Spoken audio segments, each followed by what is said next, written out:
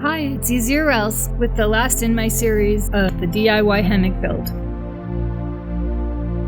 The part that I've been missing was a tarp. I've been waiting for a budget-friendly option, and last week I was fortunate to come across an entire bolt of camo ripstop nylon for $1.50 a yard. So with just under 11 yards, I was able to get 2 tarps out of it. I made a 9x10 general tarp and added grommets or ribbon for the tie-out, so I could vary the setups. I then made a 5x7 diagonal for my lightweight tarp to go over my hammock. All of the edges were finished with rolled hems, and on the diagonal, I also made 2 side roll downs made out of a 4-foot piece of silnylon that I had, and I cut that into 2 triangles, sewing one on each side. This provided more coverage for wind and rain and allowed me to easily adjust the tarp for weather as needed. They roll up quickly and add a pretty cool porch mode when used with a pole or a tie-out to a tree.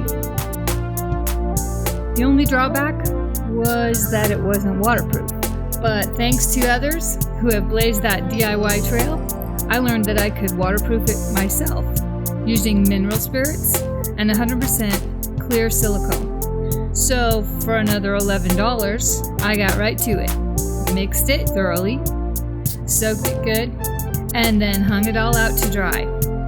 I even had enough to throw in my silnylon pants. I did do a water test, but I didn't have to wait long for the ultimate test. We had a full-blown wind and heavy rain mountain storm, and it held up like a champ.